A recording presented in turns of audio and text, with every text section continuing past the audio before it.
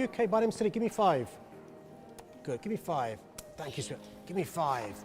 I'm so excited to be at my old primary school in Tooting, Fircroft, to announce that every child in primary schools in London will be receiving universal free school meals. Free school meals are vital. There are just so many families out there at the moment who are struggling with the cost of living crisis. Even those families who may have never struggled before are really counting their pennies now.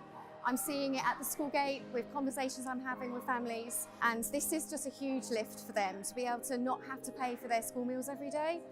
Upwards of £400 saving over a course of the whole year is amazing, and I'm sure that just parents will be so grateful for it. Was it nice? 8. That's fantastic. Wow, 8.5 you said. Right, what about you? 7, okay, honest? 7.5, I love it. I benefited from a free school meal. It was a lifeline for my parents. It provided breathing space for my mum and dad, both of whom worked, and I loved them. This will help ease the difficult situation families are in. At least you know that every child's going to get a hot meal.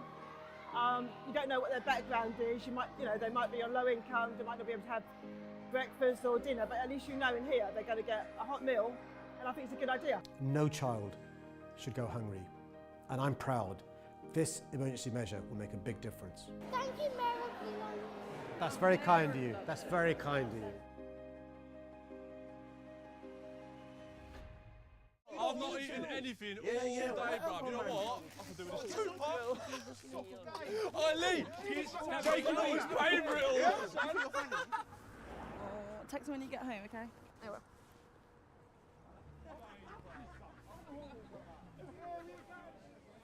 I'm paying. Come on. How much?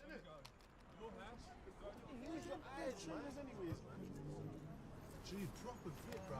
Alright. Sweetheart, you alright? You alright, yeah? She ain't listening, man. Want a crisp? Go on, have a crisp. Go on, have a crisp. She's a bit of a moody one, isn't she? A little bit rude, to be honest. God, geez, am I really that bad? The taxi's nearly here. Taxi? Oi, Jacob, you're not gonna say anything? Just leave me alone, man. Bro, look at her. Whoa, where are you going in such a hurry? All I've done is be nice. Nice, that's it. I'm trying to be nice, all right? And all I'm getting is this. What are you doing? You need to say something. This isn't a joke anymore. Right? What is it? What is your problem? You've not said one word, no? Come on, bro. You're not so pretty with that face on, you know? I just don't understand. What are you doing? That's enough. Male violence against women and girls can start with words, Only joking, right? but it doesn't stop there. Let's go.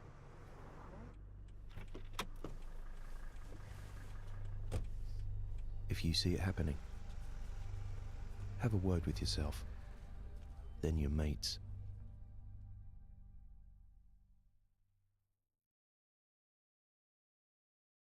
South London. We're building record numbers of genuinely affordable homes to help end the housing crisis. Last year, we started work on the most low-cost homes to rent and buy since City Hall records began, including more council homes than at any time since the 1970s. And when it comes to all new homes, more have been completed in recent years than at any time since the 1930s. We truly are unleashing a housing revolution in London. Let's be clear, there's much more to do, but our success has only made me more determined to roll up my sleeves and get this done. Together, we'll build a better London for everyone, one that's fairer, greener, safer, and more prosperous than ever before.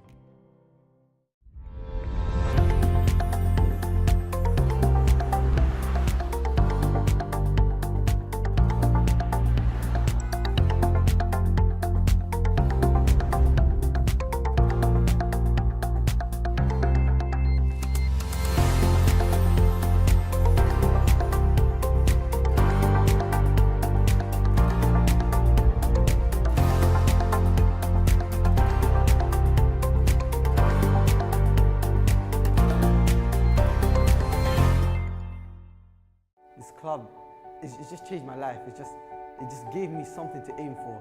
It's helped me grow as a person, it's helped me grow mentally. It's been a whole life changer. I've seen many people similar to me that have been positively impacted by these free sessions. We're investing an additional £5 million, so people in every corner of our city have opportunities. It means they can keep growing and keep thriving.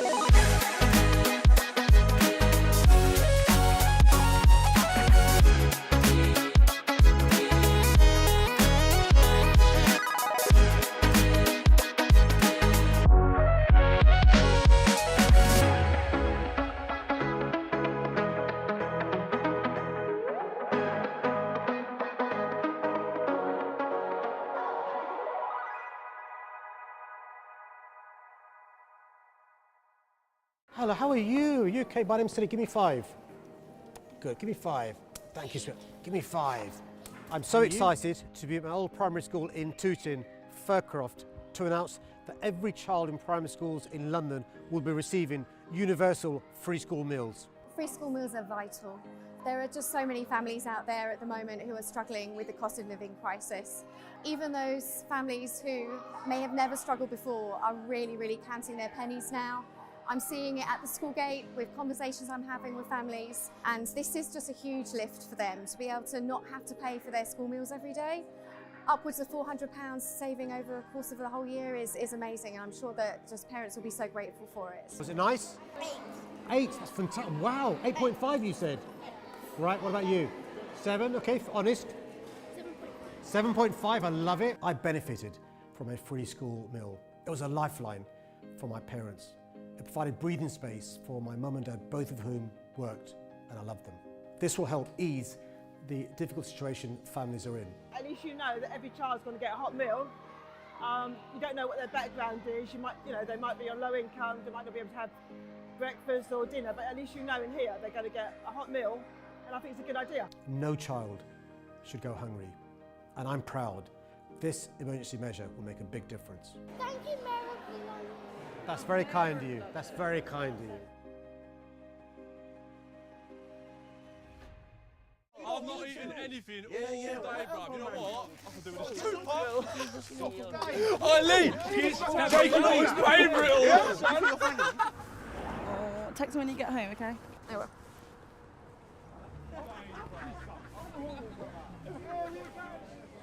I'm paying. Come on, how much?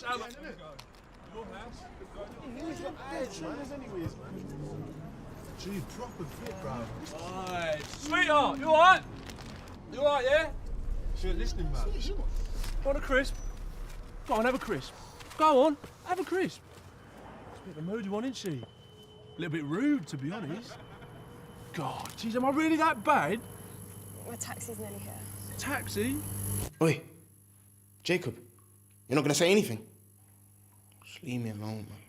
Bro, look at her. Whoa, whoa, whoa, where are you going in such a hurry? All I've done is be nice.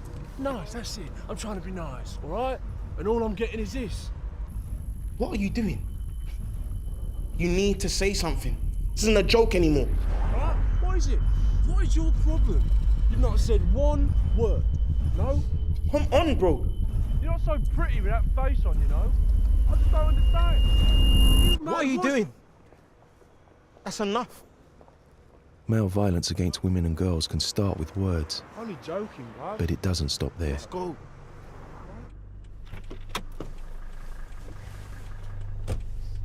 If you see it happening, have a word with yourself, then your mates.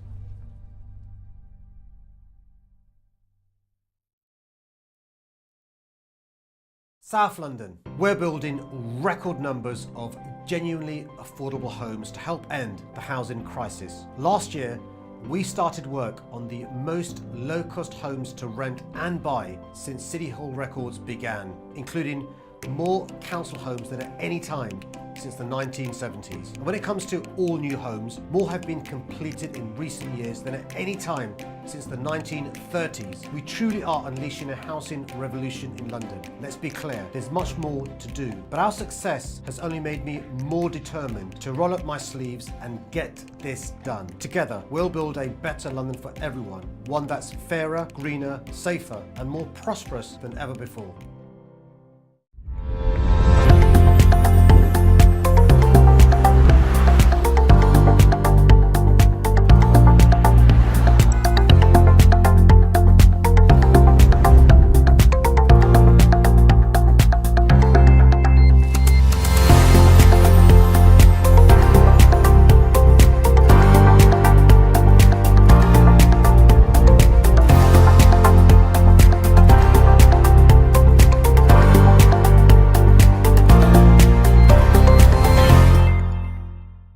This club, it's just changed my life. It just gave me something to aim for. It's helped me grow as a person, it's helped me grow mentally.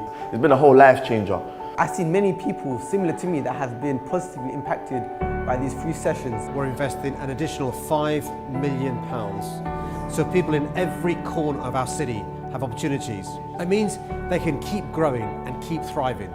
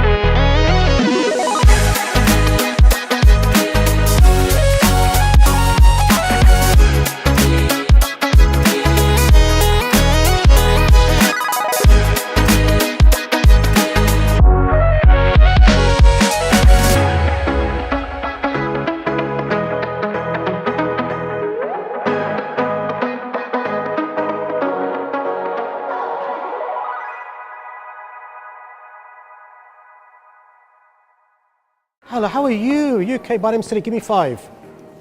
Good, give me 5. Thank you, sir. Give me 5. I'm so excited to be at my old primary school in Tooting, Fircroft, to announce that every child in primary schools in London will be receiving universal free school meals. Free school meals are vital. There are just so many families out there at the moment who are struggling with the cost of living crisis. Even those families who may have never struggled before are really counting their pennies now. I'm seeing it at the school gate with conversations I'm having with families, and this is just a huge lift for them to be able to not have to pay for their school meals every day. Upwards of £400 saving over the course of the whole year is amazing, and I'm sure that just parents will be so grateful for it. Was it nice? 8. That's fantastic. Wow, 8.5 you said. Right, what about you? 7, okay, honest? 7.5, I love it. I benefited from a free school meal. It was a lifeline for my parents. It provided breathing space for my mum and dad, both of whom worked, and I loved them. This will help ease the difficult situation families are in. At least you know that every child's going to get a hot meal. You don't know what their background is. They might be on low income, they might not be able to have breakfast or dinner, but at least you know in here they're going to get a hot meal, and I think it's a good idea. No child should go hungry, and I'm proud. This emergency measure will make a big difference. Thank you, Mary. That's very kind of you. That's very kind of you. I've not eaten anything all day, bruv. You know what? I can do with this too, puff. Oi, Lee! Jacob got his favourite. Text me when you get home, okay? I will.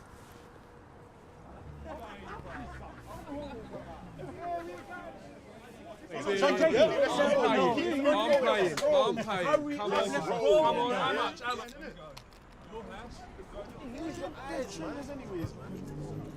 Gee, proper fit, bro. Alright. Sweetheart, you alright? You alright, yeah? She ain't listening, man. Want a crisp? Go on, have a crisp. Go on, have a crisp. She's a bit of a moody one, isn't she? A little bit rude, to be honest. God, geez, am I really that bad? My taxi's nearly here. Taxi? Oi, Jacob, you're not gonna say anything? Just leave me alone, man. Bro, look at her. Whoa, where are you going in such a hurry? All I've done is be nice. Nice, that's it. I'm trying to be nice, all right? And all I'm getting is this. What are you doing? You need to say something. This isn't a joke anymore. All right? What is it? What is your problem? You've not said one word, no? Come on, bro. You're not so pretty with that face on, you know? I just don't understand. What are you doing? That's enough. Male violence against women and girls can start with words, Only joking, bruv. but it doesn't stop there. Let's go.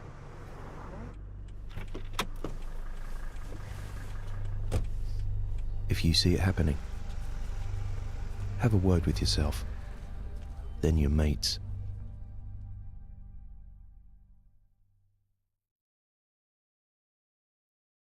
South London. We're building record numbers of genuinely affordable homes to help end the housing crisis. Last year, we started work on the most low-cost homes to rent and buy since City Hall records began, including more council homes than at any time since the 1970s. And when it comes to all new homes, more have been completed in recent years than at any time since the 1930s. We truly are unleashing a housing revolution in London. Let's be clear, there's much more to do, but our success has only made me more determined to roll up my sleeves and get this done. Together, we'll build a better London for everyone, one that's fairer, greener, safer, and more prosperous than ever before.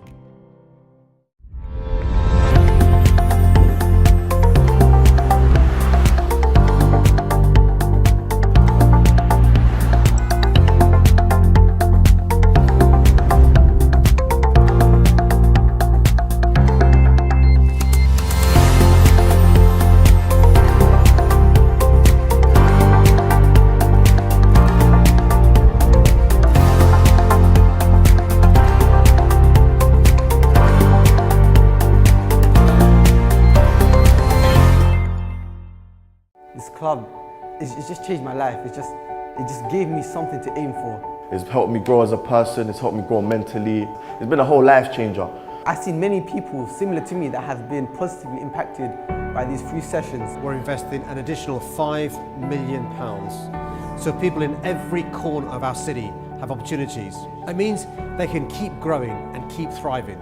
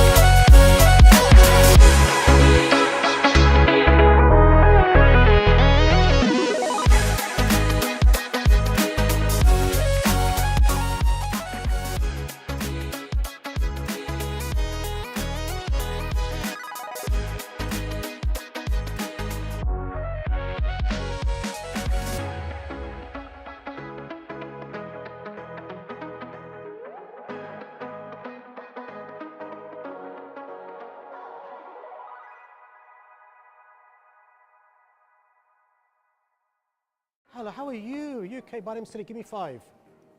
Good, give me 5. Thank you, sir. Give me 5.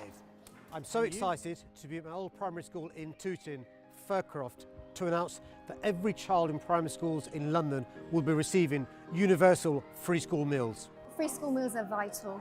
There are just so many families out there at the moment who are struggling with the cost of living crisis. Even those families who may have never struggled before are really counting their pennies now.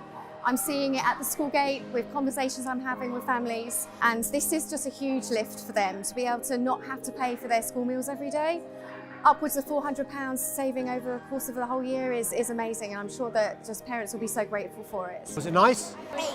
8, that's fantastic. Wow, 8.5 you said. Right, what about you? 7, okay, honest? 7.5, I love it. I benefited from a free school meal. It was a lifeline for my parents.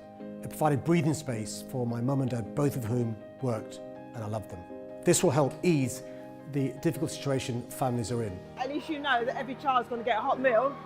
You don't know what their background is. They might be on low income, they might not be able to have breakfast or dinner, but at least you know in here they're going to get a hot meal, and I think it's a good idea. No child should go hungry, and I'm proud.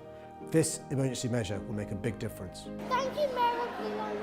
That's very kind of you. That's very kind of you. I've not eaten anything all day, bruv. You know what? I can do with this 2 puff. Oh, Lee! Jacob always paying for it all. Text me when you get home, okay? I will.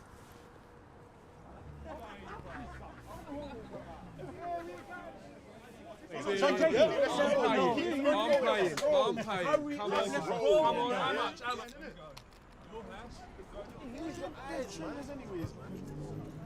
Gee, proper fit, bro.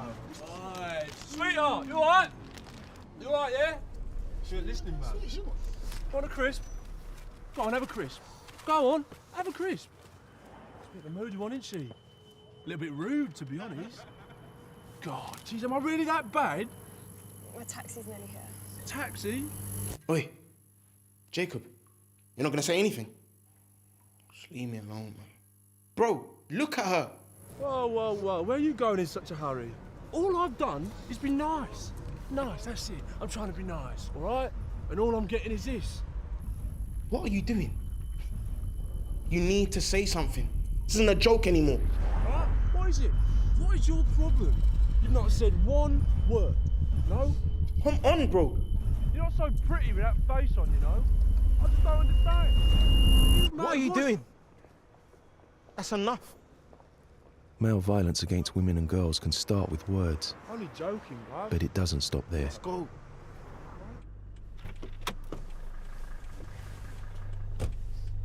If you see it happening, have a word with yourself, then your mates.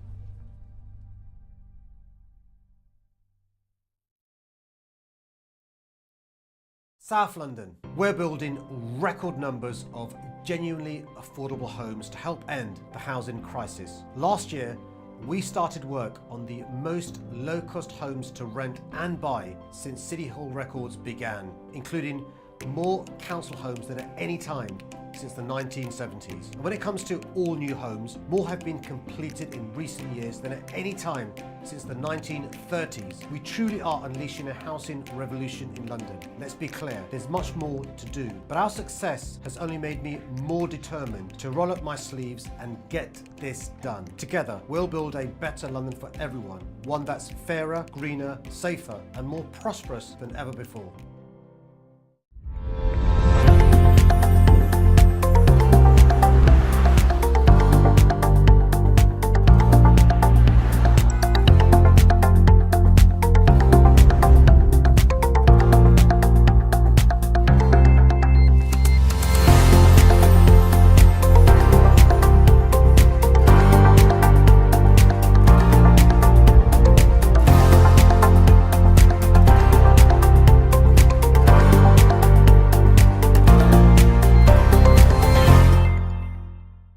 This club, it's just changed my life. It just gave me something to aim for. It's helped me grow as a person, it's helped me grow mentally. It's been a whole life changer. I've seen many people similar to me that have been positively impacted by these free sessions. We're investing an additional £5 million. So people in every corner of our city have opportunities. It means they can keep growing and keep thriving.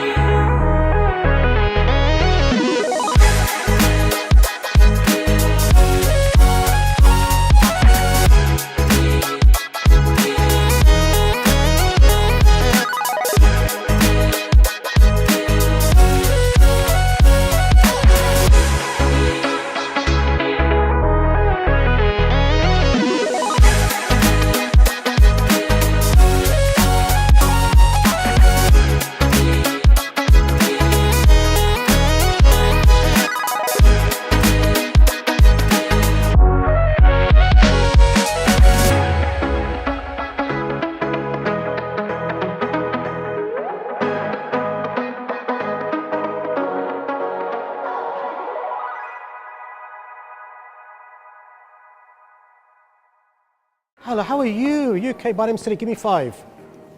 Good, give me 5. Thank you, sir. Give me 5. I'm so excited to be at my old primary school in Tooting, Fircroft, to announce that every child in primary schools in London will be receiving universal free school meals. Free school meals are vital. There are just so many families out there at the moment who are struggling with the cost of living crisis. Even those families who may have never struggled before are really counting their pennies now. I'm seeing it at the school gate with conversations I'm having with families, and this is just a huge lift for them to be able to not have to pay for their school meals every day. Upwards of £400 saving over a course of the whole year is amazing, and I'm sure that just parents will be so grateful for it. Was it nice? 8, that's fantastic. Wow, 8.5 you said. Right, what about you? 7, okay, honest? 7.5, I love it. I benefited from a free school meal. It was a lifeline for my parents. It provided breathing space for my mum and dad, both of whom worked, and I loved them. This will help ease the difficult situation families are in. At least you know that every child's going to get a hot meal. You don't know what their background is. You might, they might be on low income. They might not be able to have breakfast or dinner, but at least you know in here they're going to get a hot meal, and I think it's a good idea. No child should go hungry, and I'm proud. This emergency measure will make a big difference. Thank you, Mary. That's very kind of you. That's very kind of you. I've not eaten anything all day, bruv. You know what? I can do this too. Oh, Lee! Jacob always paying for it all. Text me when you get home, okay? I will.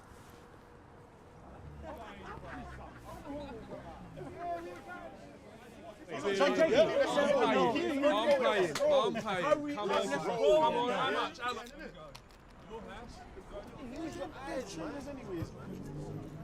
Gee, proper fit, bro. Right. Sweetheart, you alright? You alright, yeah? She was listening, man. Want a crisp? Go on, have a crisp. Go on, have a crisp. She's a bit of a moody one, isn't she? A little bit rude, to be honest. God, geez, am I really that bad? My taxi's nearly here. Taxi? Oi, Jacob, you're not gonna say anything? Just leave me alone, man. Bro, look at her. Whoa, where are you going in such a hurry? All I've done is be nice. Nice, that's it. I'm trying to be nice, all right? And all I'm getting is this. What are you doing? You need to say something. This isn't a joke anymore. All right, what is it? What is your problem? You've not said one word, no? Come on, bro. You're not so pretty with that face on, you know? I just don't understand. What are you doing? That's enough. Male violence against women and girls can start with words, Only joking, bruv. but it doesn't stop there. Let's go.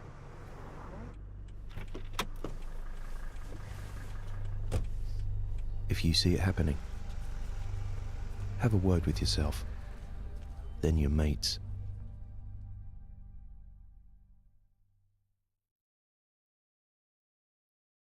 South London. We're building record numbers of genuinely affordable homes to help end the housing crisis. Last year, we started work on the most low-cost homes to rent and buy since City Hall records began, including more council homes than at any time since the 1970s. And when it comes to all new homes, more have been completed in recent years than at any time since the 1930s. We truly are unleashing a housing revolution in London. Let's be clear, there's much more to do, but our success has only made me more determined to roll up my sleeves and get this done. Together, we'll build a better London for everyone, one that's fairer, greener, safer, and more prosperous than ever before.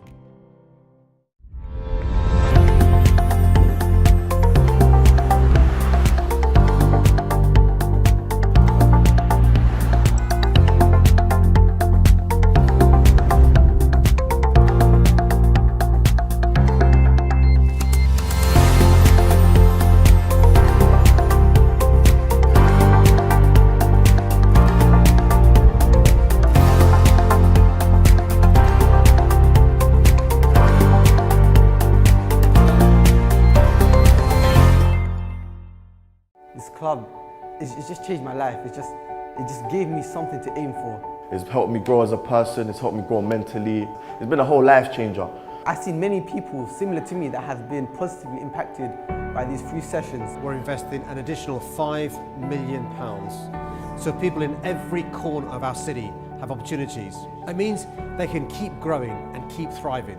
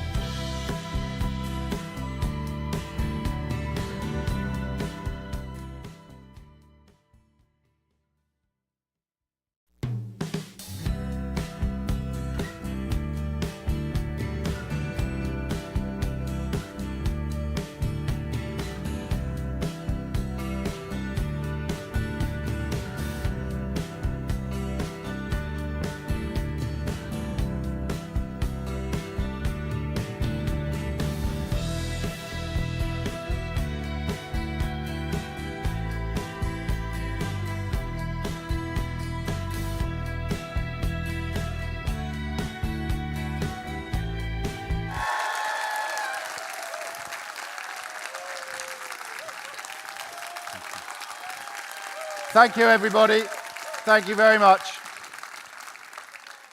Hello, good evening, and welcome to this year's State of London debate at the O2 Indigo with me, James O'Brien, and the Mayor of London, Sadiq Khan. We are broadcasting live on LBC News and live streaming the event on Global Player and at lbc.co.uk. The evening will be split into 4 sections for distinct topic areas, which we will work our way through shortly, and the Mayor and myself will be assisted this evening by 4 of his deputy mayors, and the first thing I would like to do is invite you to welcome them to the stage this evening. Seb Dance, the Deputy Mayor for Transport, Deputy Chair of Transport for London. Sophie Linden, the Deputy Mayor for Policing and Crime. Tom Copley, Deputy Mayor for Housing. And Shirley Rodriguez, the Deputy Mayor for Environment and Energy.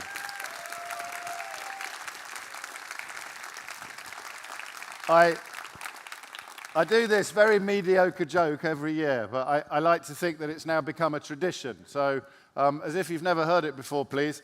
Sadiq Khan and the Deputies sounds like the worst Motown band ever. You can sing. It's very kind of you, very kind. I'm here all week. Try the veal. I'd now like you to welcome to the stage the Mayor of London, Sadiq Khan.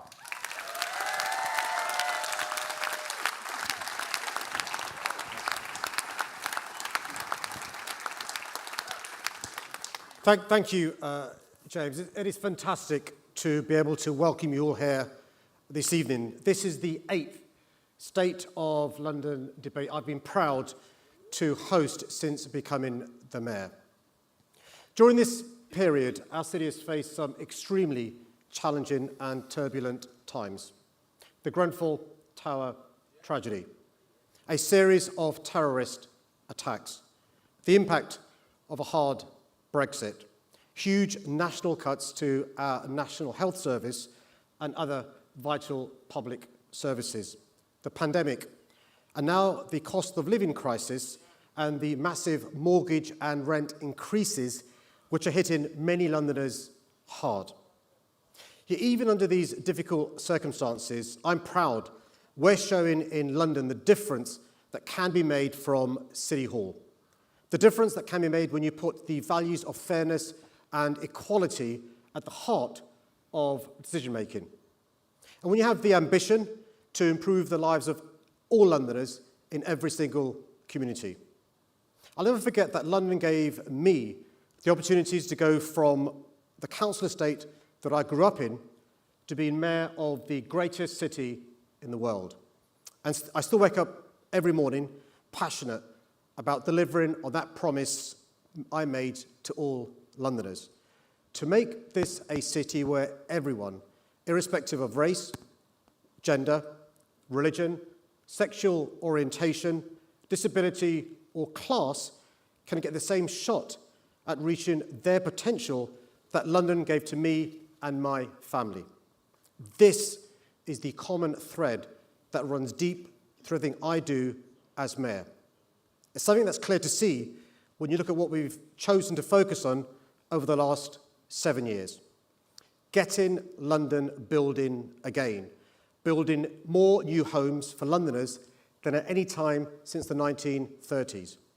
Launching a new golden era of council house building, starting more new council homes for Londoners than at any time since the 1970s.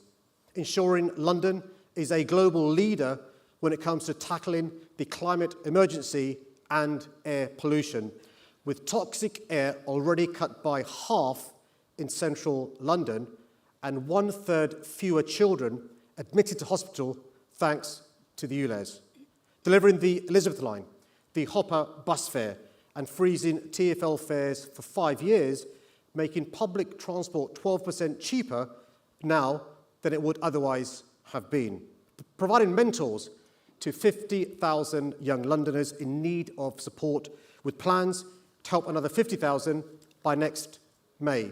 Delivering free holiday meals from Easter just gone, and free school meals for every single primary school children in London from this coming September.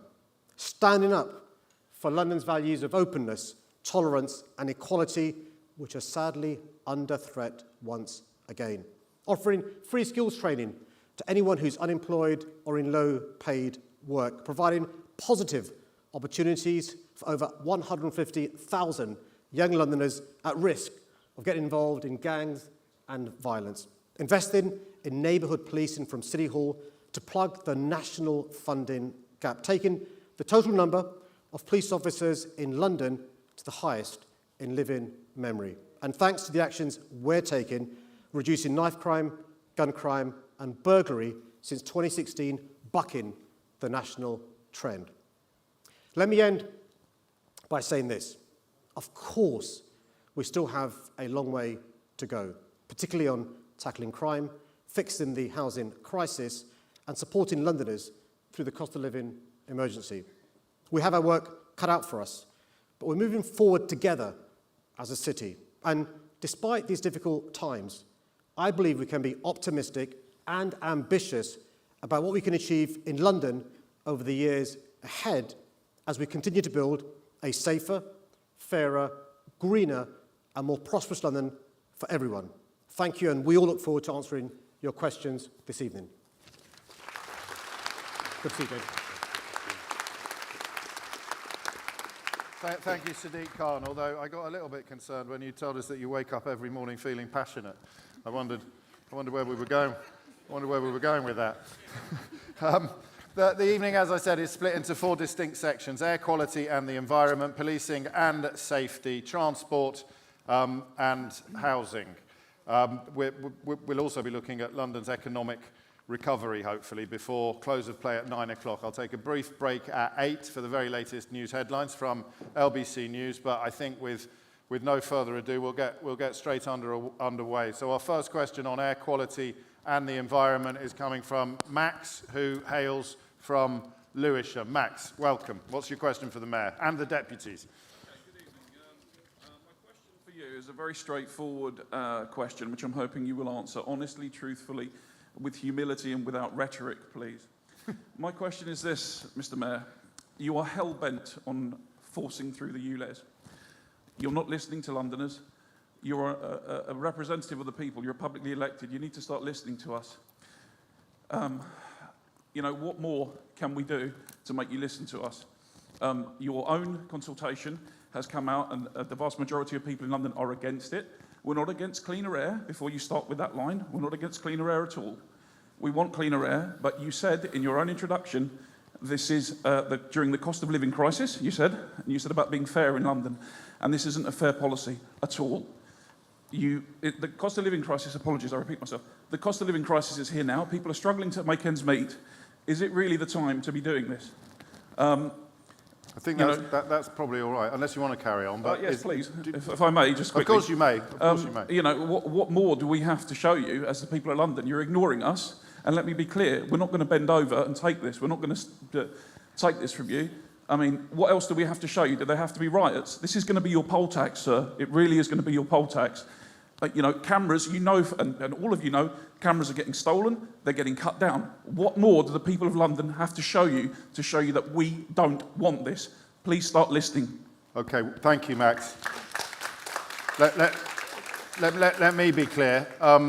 You want to know about the timing of it because of the cost of living crisis, which is an invitation to postponement, but you would also welcome cancellation on the grounds that it is not wanted by Londoners. And I think, I don't want to misrepresent you, that there was a sort of threat there of direct action. I think cameras are already being vandalised. There's no threat there. Let me just say there's no threat. Okay, but what more would you have to do in order to get the Mayor to stop?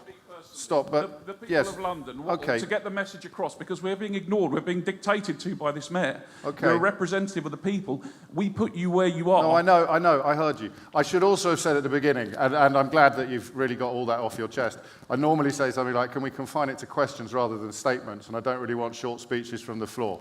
But I'm glad I didn't say that, Max, because that's a really wonderful way into probably the most controversial topic that is currently facing Sadiq Khan's mayoralty. So over to you, Sadiq Khan. Well, Matt, thanks for your question and for your passion. Look, the cleaning up London's air with the ultra-low emission zone being expanded to outer London wasn't an easy decision.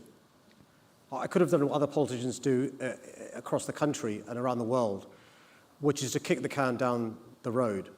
But let me share with you the evidence that I've been given, which is each year in our city, around 4,000 people die prematurely, directly because of air pollution. There are children in our city with stunted lungs permanently because of air pollution. And I'll come to you shortly. Well, no one can hear you because it's a radio show and you've not got a microphone. Okay, I don't want to give you a warning. I need to explain to you how radios work. Nobody can hear you. Nobody can hear you except the people in this room. So that's a final warning. Okay, that's a final warning. That's a final warning for you. My apologies to everybody listening on their radios who can't hear what the gentleman in the room is saying. Allow me to praise it. There is research from Imperial College, Sadiq Khan, that completely contradicts everything you've just said. Well, it's the research from Imperial College that says there's around 4,000 premature deaths in London. But the government's own figures, the government who, I'll share a secret, aren't my biggest fans. The government say around 36,000 people die in our country because of air pollution. The World Health Organization say more people die from air pollution than tobacco. But it also leads to children having stunted lungs, adults with a whole host of health issues from cancer to dementia, heart disease to cancer. So we've got to do something about it because the evidence is saying this is a big, big problem. And here's the other evidence we've got. When we introduced the ULEZ in central London, in 2 years, it reduced the poison by 50%, but also just let me handle things, all right? And then if I get it wrong, you can pick me up on it afterwards. But if we can't hear what he's had to say, then you can't start picking holes in it. But it also led to a third fewer children being admitted in hospital. So the policy works in central London and in inner London where we have it. But here's the thing, in outer London is where there's the largest number of people with respiratory issues. 24 of the 30 GPs with the largest number of patients are all in outer London. The 10 boroughs with the largest number of deaths are all in outer London. So yeah, one of the things I could have done is say, you know what, your air quality does not matter, and actually I'm willing to accept premature deaths in outer London. I am not willing to do that. I think clean air, let me be quite clear. Clean air should not be a privilege for those who live in central London and inner London. It should be a human right for everyone in London. And by the way, you would not accept rightly dirty water making you and your family sick. Why do you accept dirty air? What does failure look like? Failure looks like us knowing the evidence, us knowing the science. I mean, after it's been implemented, what does failure look like? Well, what happens is, in a year's time, we look at the policy to see if it's effective, and the evidence from central and inner is they're both effective. Other cities around the world, by the way, James, including I'm still our country, not clear what failure looks like. At what point do you say this hasn't worked? Well, if the air pollution carries on as it currently is. And, but we know... and to people who say that, let's work on the premise that all of your evidence is correct, although, as one gentleman has pointed out, it is at least disputed. Working on the premise that all of your evidence is correct. If Max is right and a majority of Londoners would still rather not have it, what do you say to them? Because that is a slightly anti-democratic position to adopt. Well, can I first deal with some of the evidence is disputed? Yes, of course. 99% of the experts have one position. 1% of the experts have a different position, which is the same as it was a number of policies around public health. I'm quite... Max, you've spoken more than anyone in the room tonight. If we could just try and have a slightly more collegiate atmosphere, I'd really appreciate it.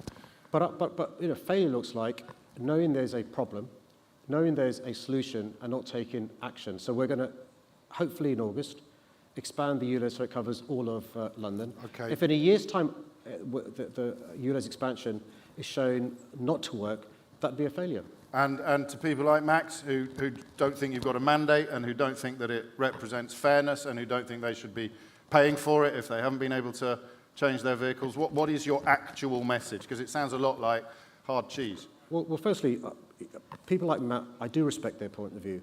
I think people have genuine concerns, and we're seeking to address them and ameliorate them. That's one of the reasons why, as recently as 3 weeks ago, I expanded the eligibility for those who are entitled to the scrappage scheme. Every single family who receive child benefit, that's more than 860,000 families in London, are now eligible for the scrappage scheme.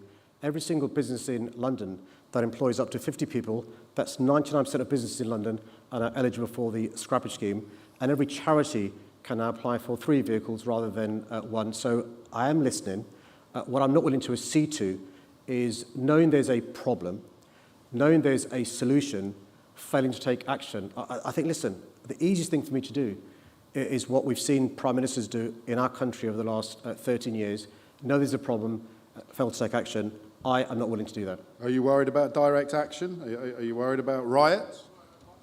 Well, listen, I think it's perfectly legitimate for people to protest. I think Matt is within his rights, and I applaud him for, in a democracy, making his points feel quite strongly to me as the directly elected mayor. If you're going to protest, I think you should protest peacefully, lawfully and safely, whether it's about the environment, Just Stop Oil and XR, or whether it's Matt and his friends.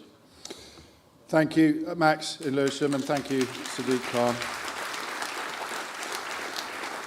Let's go now to Aaron, who is quite in Woolwich. Aaron, what's your question? Right, so as you possibly know, Thames Water, the main water supplier of London, has been going through a major crisis. What?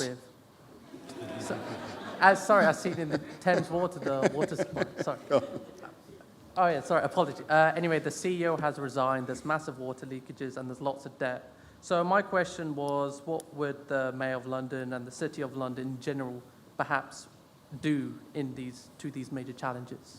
Well, 2 questions, I think. So first of all, what impact is this going to have on London? And second of all, what are you going to do about it? And don't forget, Sadiq Khan, that you are supposed to involve your deputies in this process this evening. So Aaron, I'm going to bring in Shirley, who's the Deputy Mayor, because she spoke this week to the Interim Chief Executive and to the head of Ofwat. And just to reassure you, both Shirley and I have been meeting with Ofwat, the Environment Agency, and also Thames Water over the last few years, because you're paying record bills in terms of how high they are. We still have massive problems with the leakages, with what's happening with the sewers and the rivers. And so Shirley spoke this week to Ofwat and Thames Water. So Shirley. Yeah, thanks for your question. Well, first of all, we wanted to check that it's, Thames Water aren't going to fail, and we were reassured that they're not, that the work that both Ofwat and Thames are doing, working with government, is to make sure that it carries on being financed, but more importantly, that customers and the environment are protected. And so we were assured that that's the case at the moment. But more importantly, both what Sadiq has done and I've done is to try and make Thames really address the problems of the pollution, leakages that we've been experiencing in London, and really speeding that up. And some of the things about making sure the investment goes in that we need, and faster, that the pollution, the runoff into our rivers, that's reduced as fast as possible. And the problem obviously has been that Thames haven't been doing that fast enough. So we've been asking Ofwat, the regulator, to really sort of turn the screws on Thames to make sure that they speed up. And that's really where we're at the moment. Have they got enough powers, Shirley, Ofwat? Because they seem a fairly toothless regulator from where most of us are sitting. Well, I think all regulators could do with sort of tighter enforcement and standards on any of the utilities, whether it's Ofgem or Ofwat, and really it's about protecting customers. People have been talking about the cost of living crisis. That's exactly what they ought to be doing, protecting customers, and also now the environment, really understanding that they've got to be thinking about climate change, making sure our cities are resilient to the impacts of climate change, that they're helping people in fuel poverty, for example, and doing all they can, and getting the companies who've been working in this space to do much more. But I think, can I just, yes, of course. Aaron, can I just say this point, which is I think if evidence was required that privatising basic utilities hasn't worked, this is it. Because I'll tell you what, when things are good, their shareholders reap massive dividends. When they need investment, they make us pay more with our water bills. Well, there's something wrong there, right? And so to answer James's question, as a politician, which Shirley isn't, yes, the regulators are pretty toothless because Parliament hasn't given them powers, but also it's a monopoly. What are you going to do, change from Thames Water to somebody else? You can't, right? They got you over a barrel. And that's a failure of the government not regulating monopolies, whether it's Thames Water or some of these train operating companies.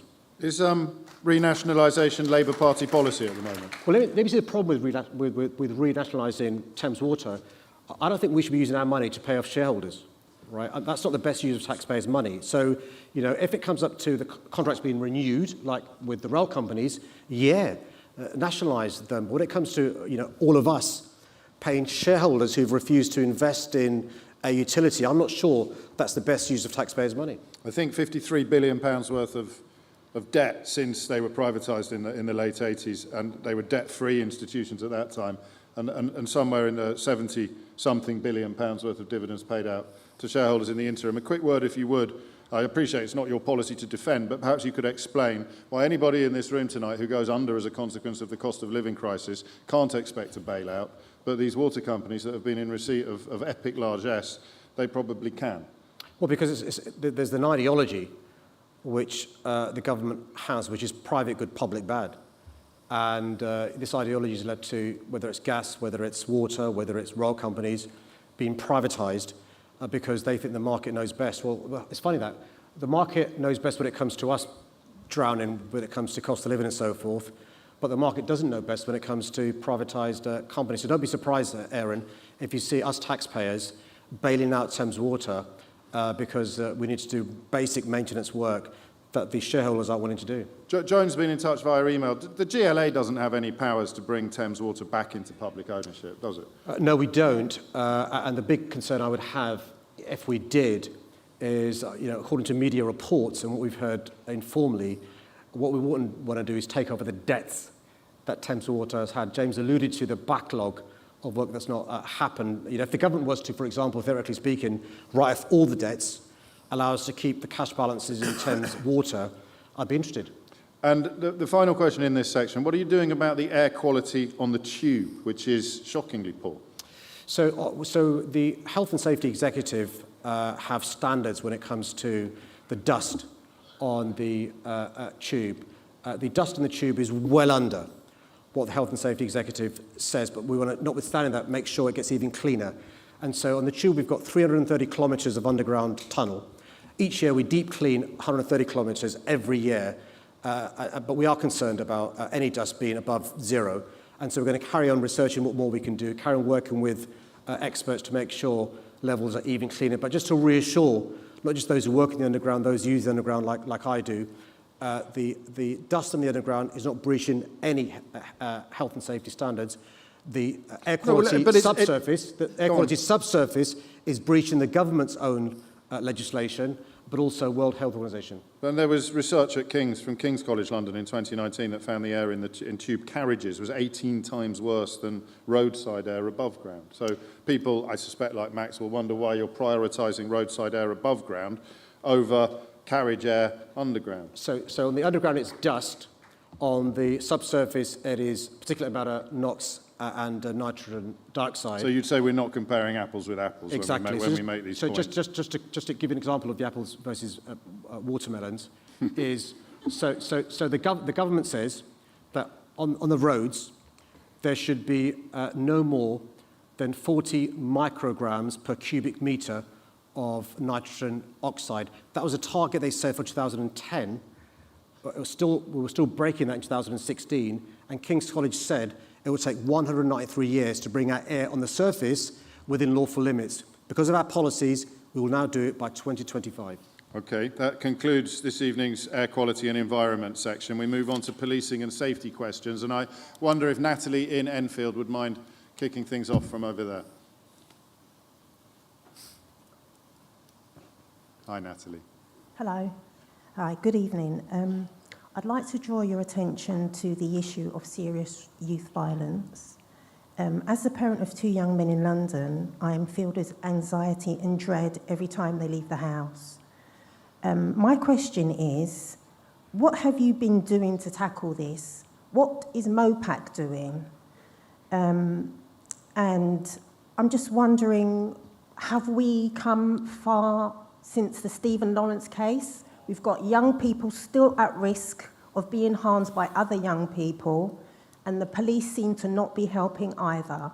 What hope is there for our young people in London?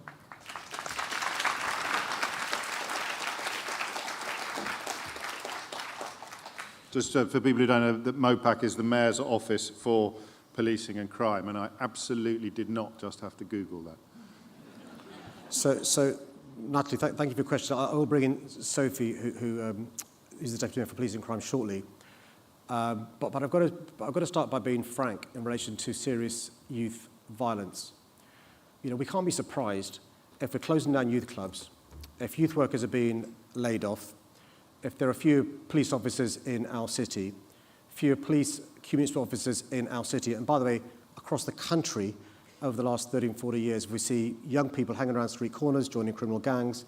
I'm not excusing criminality, by the way, getting involved and sucked into crime. So the bad news is since 2013, across the country, serious youth violence started to increase and London wasn't exempt.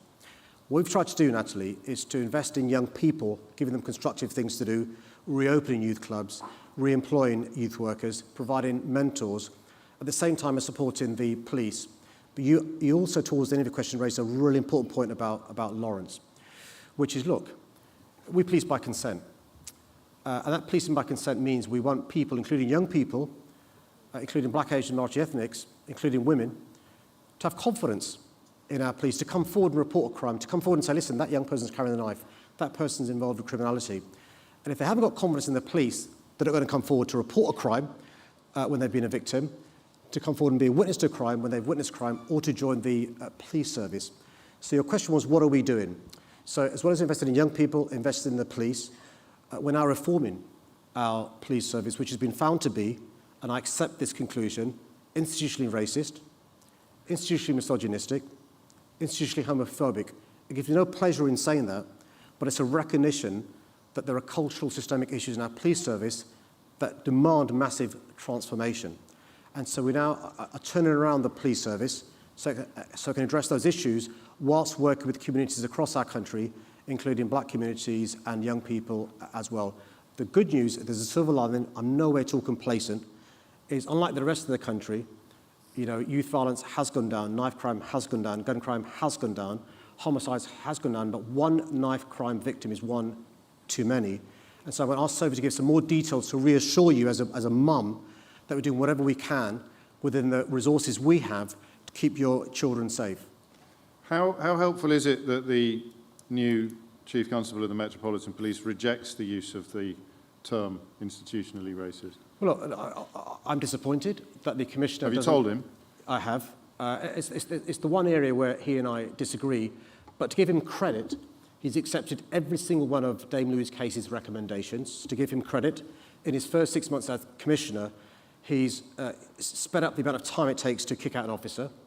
He has kicked out more officers in 6 months than any 6 month period in recent memory, but also he's working with me to change the laws around vetting officers. It's far too easy to become an officer, far too difficult to get rid of an officer. He also accepts it isn't rotten apples. There are systems and cultures that require change. Sophie, would you like to add anything to that? Perhaps directly address Natalie's point about when she might feel a little bit happier seeing her sons go out of the front door of an evening. I completely understand that. I talk to a lot of mothers in London who are worried when particularly their young sons go on the streets, and they worry and they wait for them to come home.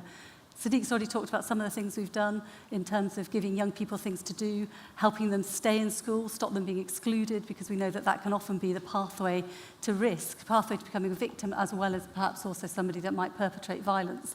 And we've done that through setting up the Violence Reduction Unit, which was the first one in England and Wales. And since then, the government has actually said that is a really good policy. And there are now a network of 18 violence reduction units across England and Wales. So what we've done is we've tried to balance supporting and protecting young people and children with helping and supporting the police to do their job and to make sure that those people who are creating the violence and doing the violence on the streets do get arrested and that they face the consequences. So it's that balance between enforcement and protection and support for those young people who are at risk. You ask about, it's such an important issue, you ask about basically about trust and confidence between young people and the police. After George Floyd was murdered, we spent a lot of time talking to young people in London about what they felt about the police, what they felt about stop and search, and we developed an action plan, the Mayor's action plan on trust and confidence. A couple of things that came out of it. Young people told us that they were too often, they were being handcuffed straight away through stop and search. The then Commissioner did a review, and we have seen the handcuffing of during stop and search reduce. We've also did a pilot in London of the stops of vehicles. That's now going to be national policy and going to be rolled out across the country, the police forces. So in London, we are doing, and there's still a long way to go, completely. I talk to mothers like yourself. I know that mothers and fathers are worried about their young people, but we are working really hard with the police, but also with our partners, schools, health service, mental health service, and youth workers. Sadiq Khan, if the Home Secretary tells the Chief Constable of the Metropolitan Police that she wants more stop and search, and the Mayor of London tells him that he wants less, who wins? This is a really important point because, listen, you want police officers to exercise their discretion. The idea that a politician can tell a police officer what to do should worry all of us. I'll tell you why. Because I could say to the police, listen, I think you should arrest so-and-so because he's alleged to be a groper. He's from a different political party. I think you should arrest so-and-so or stop and search so-and-so more because that's my ideology. You want police officers to have discretion and to use their discretion in a lawful, proportionate way. So I've not told the Commissioner that he should ramp up stop and search. What I've said to the Commissioner is this is a useful tool, use it proportionally. It should be intelligence-led. And we've got to make sure the police are held to account. That's why, James, I rolled out the biggest number of body-worn videos of any police force at the time in the world, because that's accountability, right? You can assess. Up to a point, because if the institution is institutionally racist, the last thing that a mother of two black sons wants is the officers exercising their own discretion. Which is why the body-worn video is so important. Because the body-worn video will capture that interaction and hold that police officer to account. And that's why, the fact the Commission's accepted, it's not a few rotten apples, it is a culture, is why one of the actions from the action plan that Sophie talks about is we're now asking community elders, community youngsters, community leaders to train the police. Not just in relation to cultural awareness, but for the police to see what it's like to be in the receiving end of some of the institutional discrimination that you allude to. Sadiq Khan, thank you. Listeners to LBC News who aren't familiar with my mid-morning show may be a little bit surprised by how late we're going to the news, but I can promise you that between 10 and 1 on LBC, it's a fairly normal practice, but my apologies nonetheless. You are listening to the State of London debate with the Mayor of London at the O2 Indigo, broadcasting live on LBC News. I'm James O'Brien. More of your questions on the way after the very latest news headlines at 3 minutes after 8 with Daryl Jackson. Okay, you can... What? About 2.5 minutes. So you haven't got time to go to the loo. Unlucky. Should have gone before. Schoolboy error. What? No, actually, yeah, I wouldn't mind. Did you drink out of that one? I didn't touch it. You didn't? No. It's all right. It's all right. I'll use that one.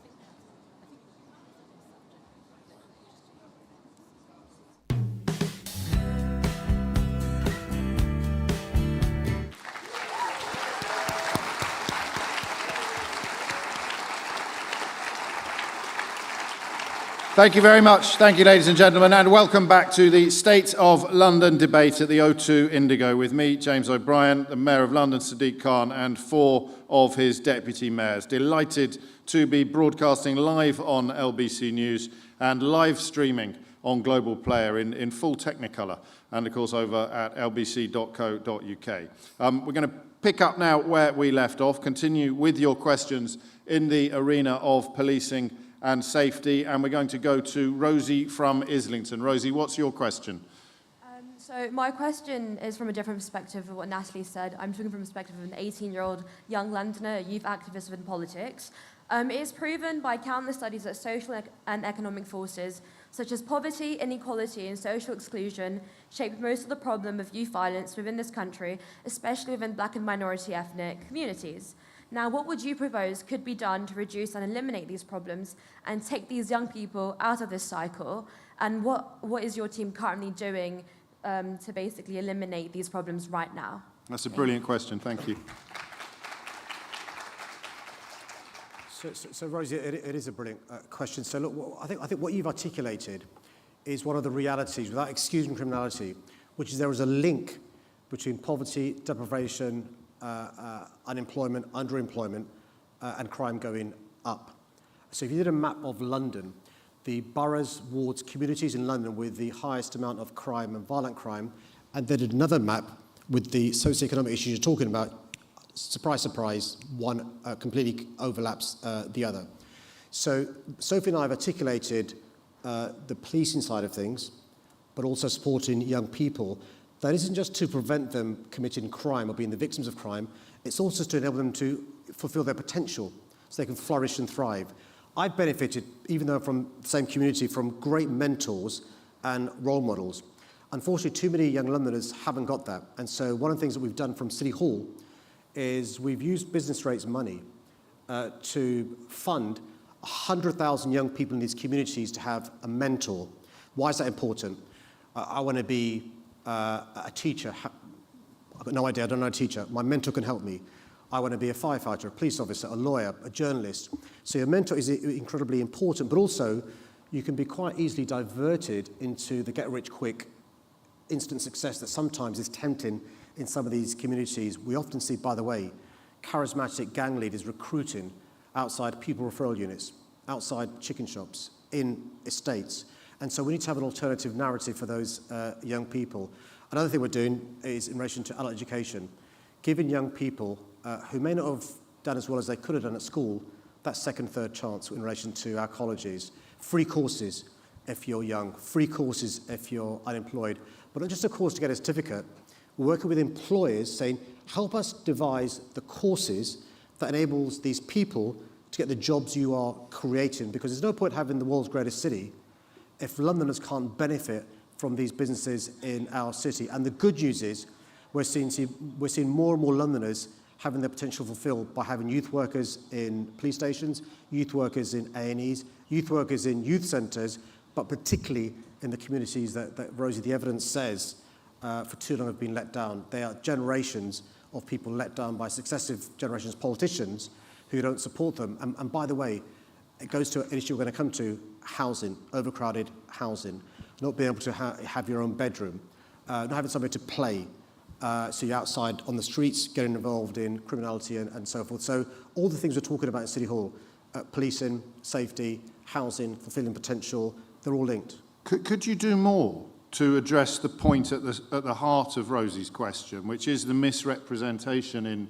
in much of the media of this disproportionate incidence of crime, the fact that it is class and poverty related rather than race related. So all the talk of young black boys, which often seems to inform the rhetoric of politicians like Suella Braverman and plenty of people in the media, I won't mention any names or colleagues, but they do seem to zone in on that, when in fact, as all of the research shows and as communicators like Akala have demonstrated in their book with specific reference to Glasgow, it's a socio-economic issue that drives certain types of crime, not an ethnic one. Spot on. And that's why... But you could be doing more. That's why we have a public health approach. So Sophie alluded to the country's first violence reduction unit, the first one in England and Wales. It's an idea actually I stole from Glasgow. Glasgow had a similar challenge in relation to what you're saying, Rosie, which is working class young people in Glasgow were the victims of homicide and crime. Deprived communities, inequalities in those communities, lack of opportunity. They weren't black though, they were white. So no one talked about white on white crime. It was poor on poor crime. But some people, James's colleagues on LBC and some others, politicians, talk about black on black crime, as if somehow your DNA is linked with being a victim of crime or being a perpetrator. It's not. It's socioeconomic. And so when Natalie was talking about the experience in Enfield and young people, it's a fact that a high number of young people are black, Asian, multi-ethnic in London. Not the same in Glasgow, but no one talks about white and white crime in Glasgow. But why is the public health approach important? It does a number of things. Firstly, with the public health issue, if there's an infection, you try and deal with the infection, right? Medicine. In our case, policing, get the knives off the streets. You stop the infection spreading, really important. But also, why not stop the infection occurring in the first place? Deal with deprivation, deal with lack of opportunity, deal with poor, overcrowded housing. And the public health approach in London, we've started doing since 2019, has seen us bucking the national trend in relation to violent crime, youth crime, knife crime, gun crime, teenage homicides go down. But also these young people fulfilling their potential as well. That's what I call the London promise. You work hard, you get a helping hand, you can achieve anything. For too many Londoners in those communities, they're working hard, there's no helping hand. Our mission in City Hall is to be that helping hand. I'm going to stay with this for a little longer, actually. Robert Buchanan's been in touch via email and steers us back to that horrible hat trick of racism, misogyny and homophobia plaguing the Met, institutionally so on all three counts. I appreciate you've given Mark Rowley a fairly glowing first report on his first 6 months in the job. What if it doesn't work? What if it doesn't reform? Can we replace it? What options do you face? And what criteria will you be applying to determine whether or not it has moved sufficiently far away from those institutional problems? I think, Robert, and your question is very fair. And I've had these conversations with the Commissioner, and I'm not breaching confidences by sharing them with you. So the Commissioner, and I agree with him, says if we don't see progress in 2 years, there's a problem, whether it's in him or the police. How are we going to measure it? How are we well, I'm coming to that. So we can't turn it around. These are deep cultural issues overnight. So one of the things we're doing is we're setting up, which is one of the recommendations from Dame Louise Casey, a London policing board, so we've never had in history in London, which is an open, transparent way where experts from outside policing support Sophie and I to support the police, but also publicly hold them to account as well. And we did the same with TfL when I first became mayor in 2016. And so there are metrics we'll have in place, key performance indicators in place, which we'll be publishing in the next couple of months. So you, me, the police all know the criteria we're assessing success by, because it's difficult to overnight change a culture. And listen, anybody who's been in the receiving end of policing over the last 10, 20, 30 years know what I'm talking about. But here's some good news, which is unlike other parts of the country, which have similar problems, by the way, we're shining a light on this. We have the right leadership and we have a route map in relation to how we get out of this. And let's not pretend other parts of the country haven't got similar problems. The advantage is we know the problem, and we've got a route map, and working with Londoners, me, the Commissioner, the police, Sophie, will make that change. Sophie, final question in this part for you. This is from Misha B, and she writes, I live around the corner from where Zara Alina was murdered. What role do men have to play in tackling violence against women and girls?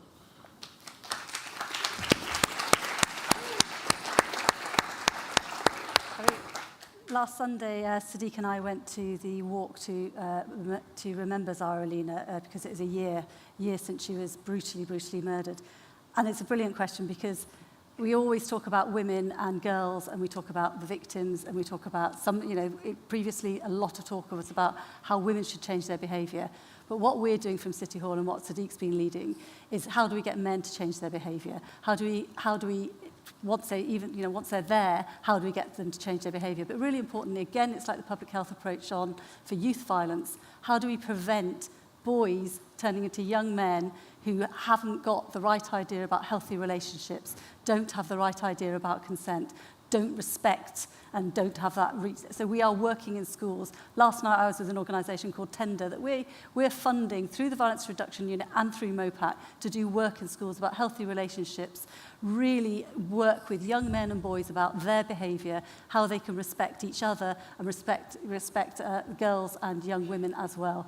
Because it's that prevention. We need to stop thinking about the women and the girls and how they change their behaviour. It's men and boys. They're the people that need to change. And we're working with schools and with the health service as well to do that. It's, again, the public health approach to really make sure that women are going to make that difference. So that women and girls, in the same way as mothers worry about their young men, mothers worry about their young daughters as well when they go out on the street. We want women to be able to walk the streets, not to be harassed, and to be able to come home safely. Thank you.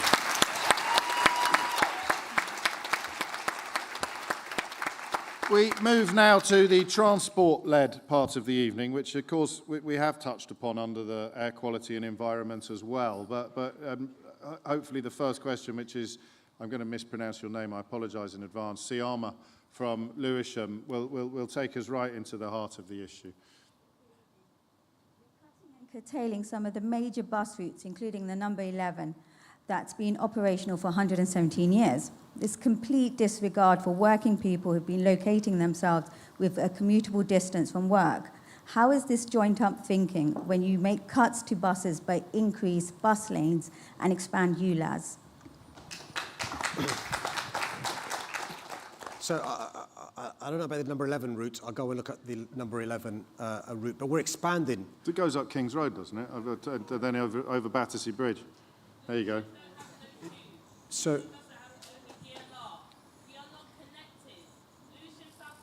hang on, let's just concentrate on the bus question. I appreciate Lewisham, South East London is going to be particularly hit, is it, by the closing of bus routes? All right, well, I can only do one thing at a time. You know, I'm not that good. So, Sam, I'm hoping that Seb knows the number 11 route. I don't. But we are expanding buses in London because it's really important, particularly for those parts of the city that haven't got the tube or DLR or overground and so forth. And I don't talk about this much, but buses are quite important to me because my dad was a bus driver. So here's what we're doing. So other than Shanghai, we now have the largest bus fleet of any city in the world. 9,000 buses. They're roughly speaking 675 routes.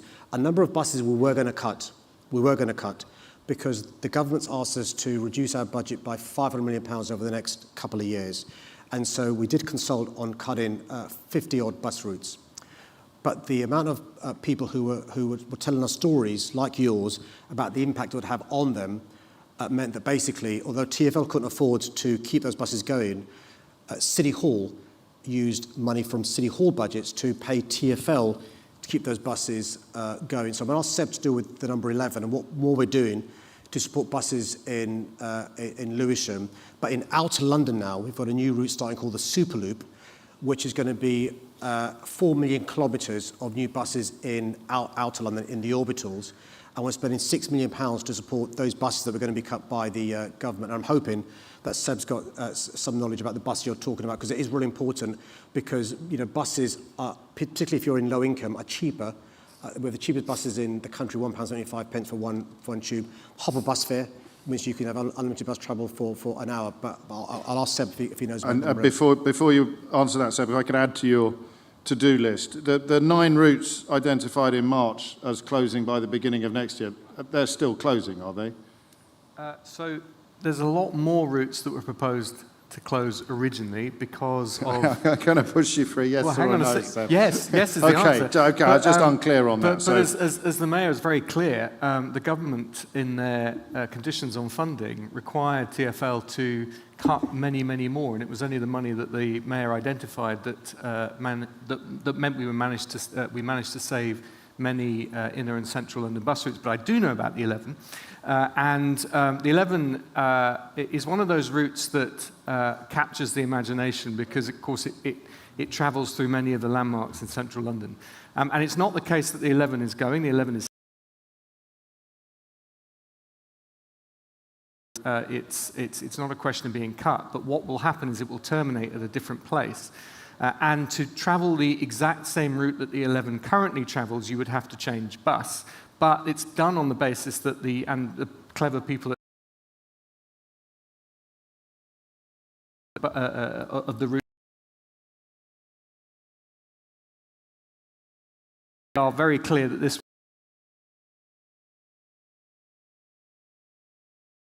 you can change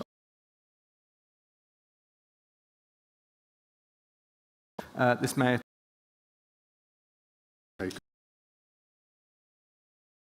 route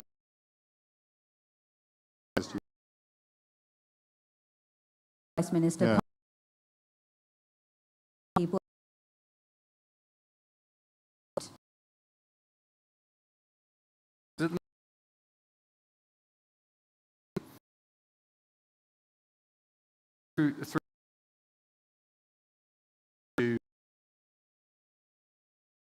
so have identified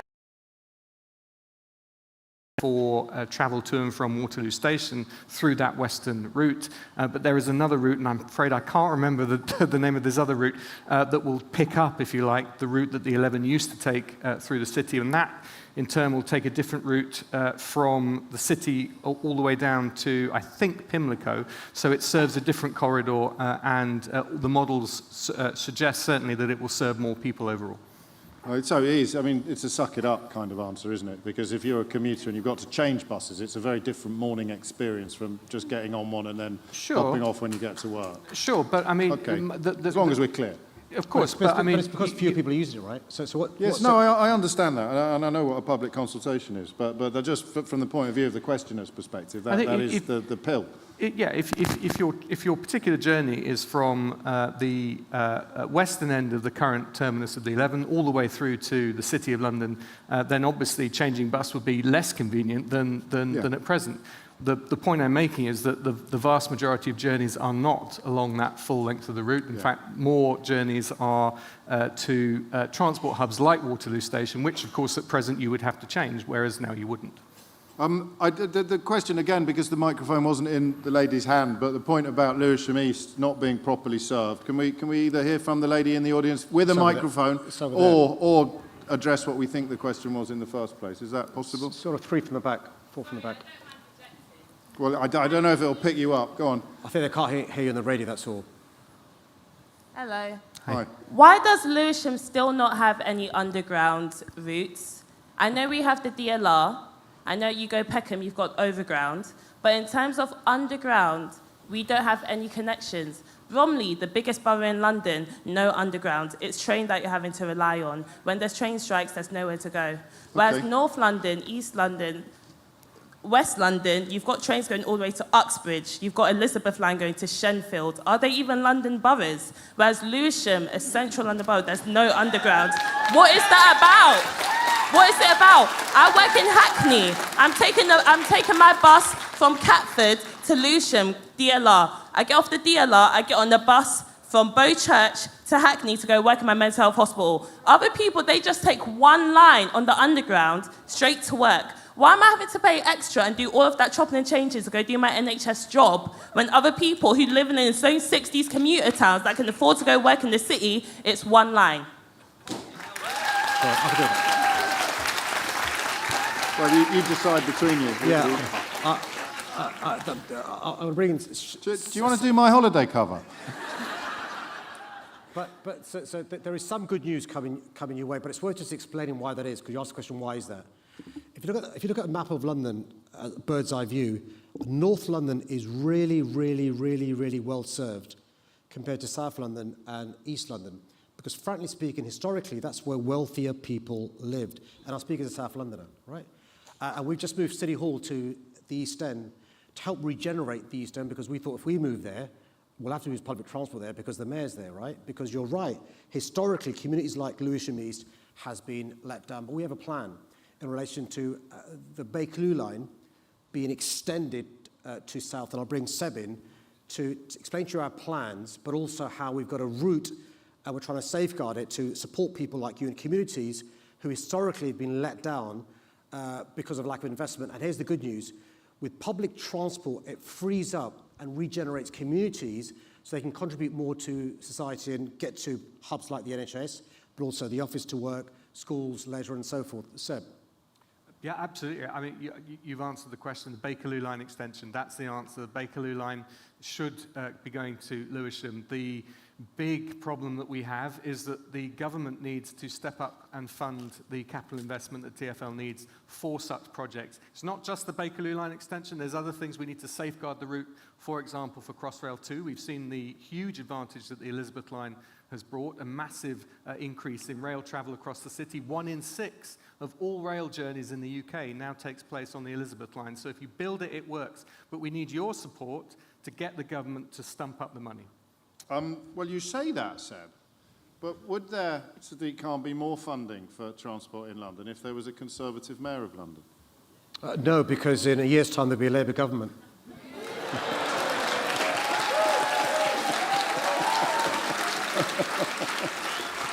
And in a year's time there'll still be a Labour mayor. Yeah, but if there isn't, if there's a Labour mayor and there's still a Tory government, I mean, genuinely, you've told me on several occasions that you think that funding issues, particularly with regard to transport, would have been handled very differently if there'd been a Tory in City Hall.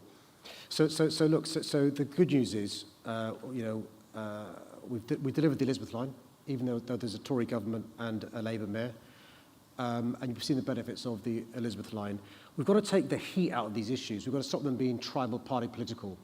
We need consensus, so whoever wins the general election, assuming, God forbid, the Tories win again, that they can see the business case in investing in infrastructure. So the evidence now with the Elizabeth line, and the question of raised Shenfield, those parts of London, Woolwich, I mean, they're now vibrant because of the Elizabeth line. Imagine your community if there was public transport. So I've lived through, James, the extension of the Northern line.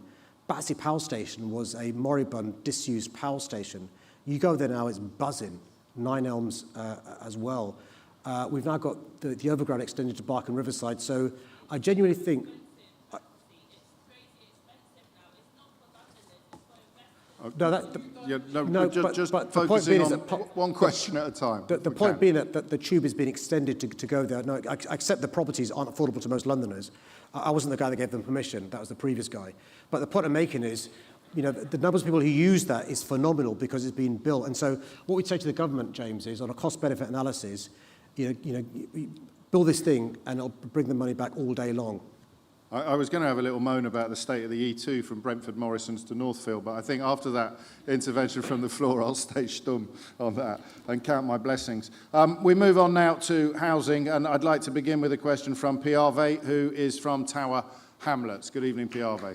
Hi, good evening. Sorry, I know you said go straight to the question, but just have a few bullet points before I get there. But what I did want to say, Sadiq Khan, is that I know one of your main campaigns has been to end homelessness, but what I really want to talk about is the rental market and homes for young workers, and I guess what policies are in place or what's in place to help people actually secure homes for the next generation. I honestly can't start telling you the amount of friends that I have conversations with that say they're working, they contribute their taxes, but they have to move homes. I caught up with a friend who had to move 5 times in a year, and people are living in boxes like a room. It's just not right. And I know there's the whole, Section 21 is looking to be abolished, but I personally don't really think it's enough.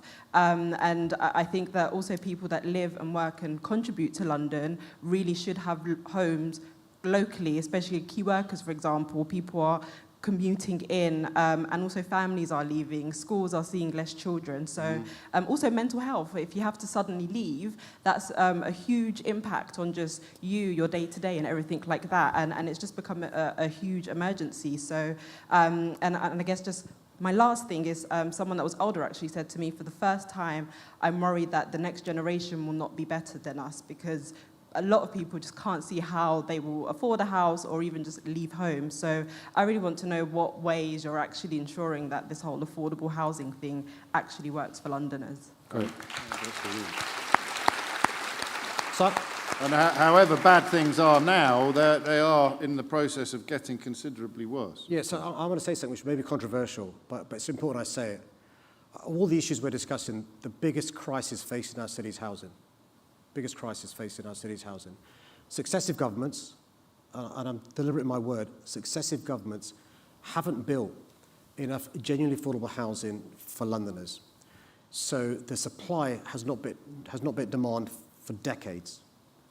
But also, as a consequence of that, more and more people are renting privately. There are 2.7 million Londoners living in private rented accommodation. Even if we turned the tap on now, huge numbers of funding, it would take years to meet up with the backlog of homes not built. I'll give you one example. Under the right to buy, thousands of council homes sold off. For every 6 sold off, only 1's been replaced. So that shows you the scale of the challenge that there is. And that's why in the short to medium term, we have to fix the private rental market in terms of security of tenure. So there's long-term tenancies, no fault eviction goes. The condition of the homes, so they don't suffer from damp and mould, but also the amount of rent you pay. I am in favour of rent controls in London. There's no... And by the way, James is about to say, because I'm telepathic, that is not the Labour Party policy, right? That's incredible. Let me tell you. Let me tell you why it's so important to have rent controls. I think what a Labour government should do, and what I'm hoping this government does while it's got 12 months in office, is to devolve to London the decision whether we have rent controls. So Scotland were told a year ago when people were campaigning in Scotland for rent freezes, it'd be a disaster if you freeze rents in Scotland. Well, the Scottish government chose to freeze rents for 6 months. It didn't go up a penny. For the next 6 months, it can only go up by 3%. The skies haven't fallen in, but people can now afford to make ends meet. So we've got to have rent controls, rent freezes, fix the rental market, but also massively build genuinely affordable homes for Londoners to stay in. Yes, we are building record numbers of homes, and we've ditched the dodgy definition. So an affordable home when I became mayor was a home where you paid £450,000 to buy, or it was 8% of market value to rent. Now, it's either a council home where you pay London living rent, a third of average earnings, or shared ownership. But I've got to tell you this, it will take years and years and years for the supply to meet the demand. And I'm hoping the next Labour government devolves the powers to us. Have you had that conversation? We have had that conversation. And you're optimistic? I'm hopeful. Okay. I'm hopeful, yeah. That means optimistic. Why do you I'm have to be hopeful. so difficult? Tom Copley, Deputy Mayor for Housing, what's the most frustrating thing about your brief? I think it's working with a government that is not rising to the scale of the challenge. In London, the Mayor of London, City Hall, has devolved powers over housing investment into affordable housing. And with the funding that we've been given, we've done very well. 116,000 affordable homes started since 2016, hitting the target that the government has set, bringing back homes for low-cost rent, for social rent, and starting more than 23,000 new council homes, which is a really huge achievement and sets London apart from the rest of the country. But the amount of funding that we're actually given by the government just simply does not match the need out there. So Sadiq secured just under £5 billion between 2016 and 2023 for affordable housing. We actually need that sum of money every year over 5 years if we're actually going to build at the scale that's necessary. So what we really need is a government that recognises the scale of the challenge and also recognises, although it might sound like a lot to spend that much money on social and affordable housing, the cost of not doing that is much higher. The cost in terms of health, in terms of the impact on kids' education, in terms of the welfare bill, and in terms of the effect on the economy. It makes sense to invest upfront in housing you save later on. Thank you. My duties this evening involve me being scrupulously impartial, as always. But one reason, perhaps, to look forward to a Labour government is to rob you all of the cover when you're answering some questions, that it's all the fault of the central government, it's all the fault of the people in Westminster. I'm only being sort of mildly facetious. It will change the focus that people like me can have on people like you. Well, listen, Boris Johnson had the same government we've got. So it's not just about the government. But in the last year Johnson was mayor, the amount of social rented homes, council homes that were begun were 3. not 3,000, not 300, were 3. Last year we had more than 15,000 begun in London.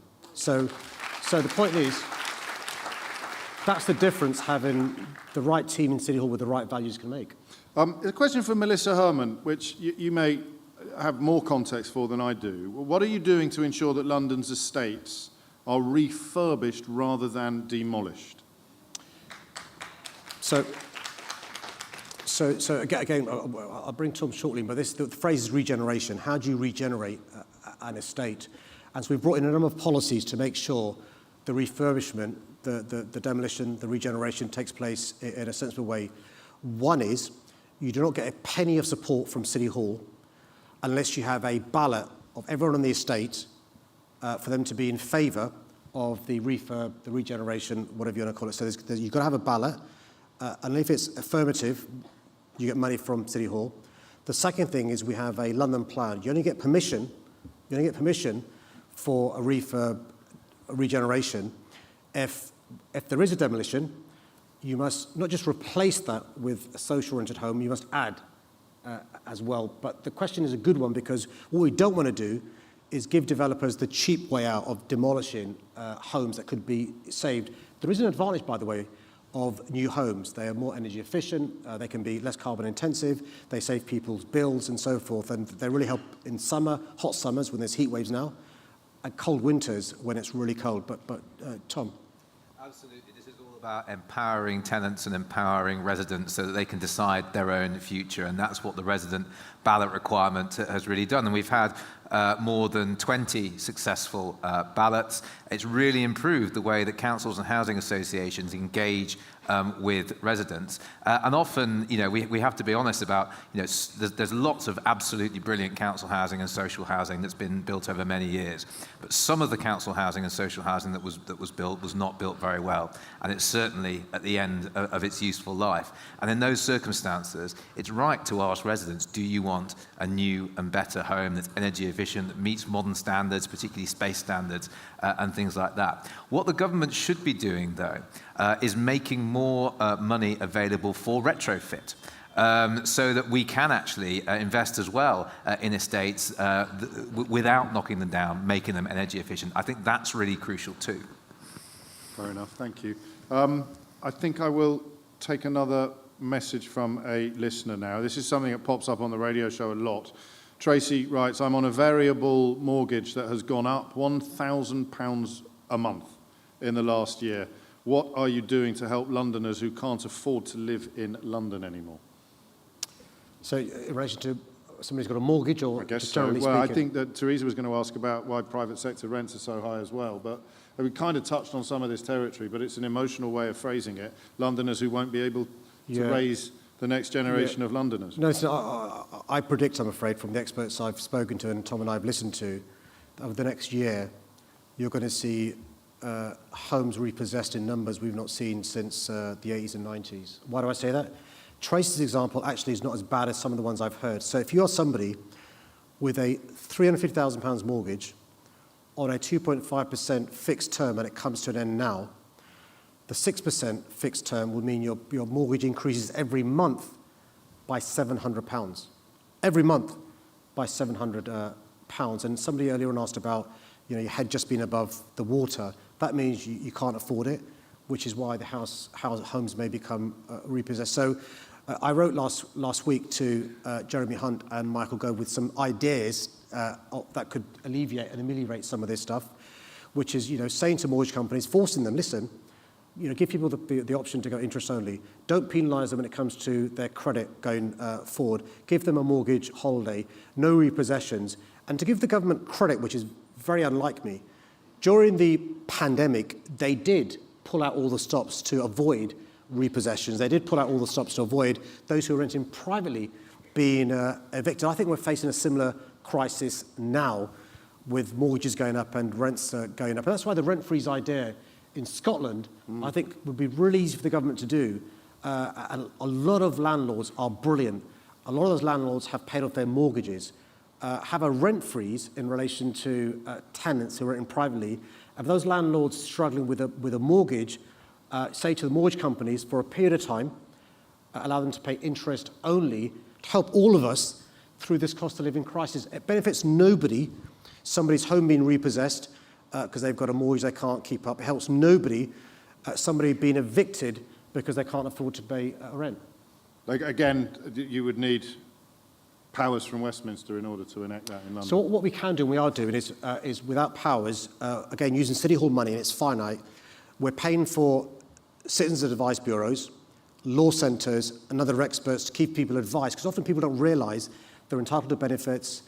They often panic when they're in debt. They go to a loan shark or somebody who's not reliable with huge interest rates. So what we can do, James, albeit we haven't got the powers from government, is use the limited resources we have to give good advice to people, because often people lack that good advice because they know that they're worried and they're stressed and they don't often make rational, cogent decisions that would help them and their families. And you know, they get a very tough time, but landlords will be very worried at the moment as well. Absolutely. If their livelihood depends upon the mortgage that they took out when they became... It's also their pension, right? A lot of people, they didn't get a pension. They bought a property to rent out. And again, we mentioned, demonising young people from certain ethnicities. We shouldn't demonise all landlords, right? Because many landlords, for them, it's their pension. Yeah. Move on to London's economic recovery now, or I presume in theory rather than in practice, but we'll see. Let me begin with Tim, who's in Eltham. Tim, what's your question? Good evening, panel, and Mr. O'Brien. Hello. Mr. Khan, you mentioned the hard Brexit in your opening speech. What are you doing or going to do for businesses that are having difficulties exporting into Europe and with the loss of revenue? Did you not get the memo about moving on? No. You and me both, Tim. What are we going to do? Well, Tim, firstly, what you've done in the last 30 seconds is something that no government minister is willing to do, is to talk about the elephant in the room, which is the extreme hard Brexit. There's like a vow of silence. No one's talking about what's causing many of these problems. And actually, the COVID pandemic, Putin's illegal invasion of Ukraine, is giving the government an excuse to blame those things rather than what you know as a business person are the real problems for you, your business, and other businesses in London. So we're doing a number of things, Tim, notwithstanding the extreme hard Brexit that we have. So we have in City Hall, Rajesh Agrawal, who's Deputy Mayor for Business, chairs what's called London and Partners. That's, if you imagine, that's our trading arm. And so we're supporting businesses to trade with the European Union and trade around the world. We've had more than 70 trade missions around the world that Rajesh has led. Through our efforts, we've brought 1,600 businesses to London who have started or scaled up, and that's led to £6.5 billion of money coming into London. But I've got to make this point, which is really important, and I say this to my own party as well as to the government. On our doorstep, put aside there are friends, there are allies, there are neighbours, is a market of 500 million, right?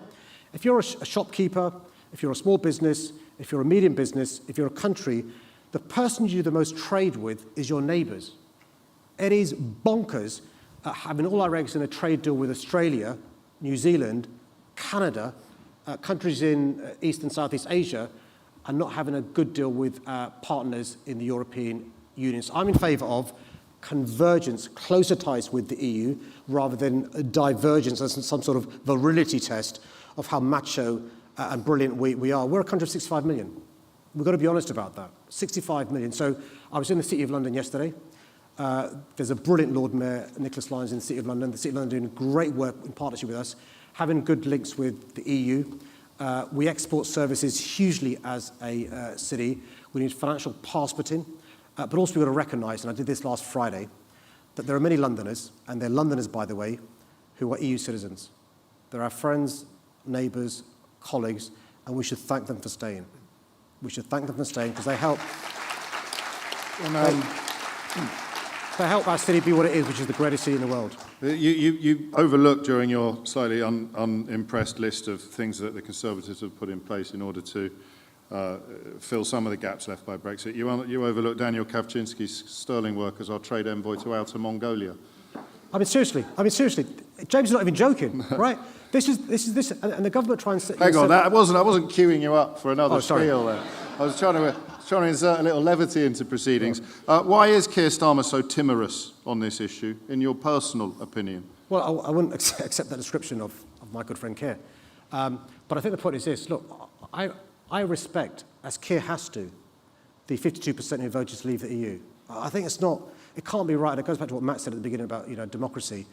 You've got to accept the verdict of the British people, right? And so the British people, it upsets me. I'm heartbroken, voted to leave the European Union. Keir, like me, is a passionate Remainer, but he's got to accept the verdict of the British people. That's not to say, though, James, you can't make the best of a bad hand. So what I'm hoping the next Labour government will do is, with this bad hand we're given, and by the way, this hand cannot be as successful as the EU was, but make the best of it. And what Keir Starmer, David Lammy, Rachel Reeves, the team will do, if they're given the trust by the British public to be the next Labour government, is make the best of a bad hand. It's not up to them, though, is it?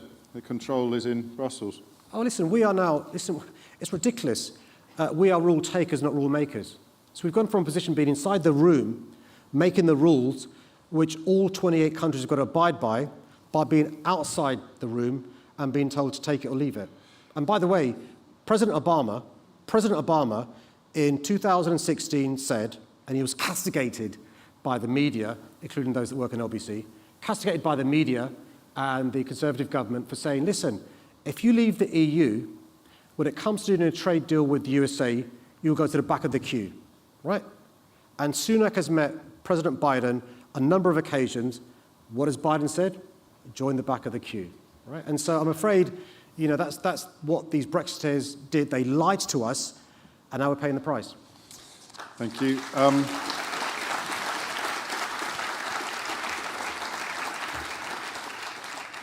Don't you just hate people who keep banging on about Brexit?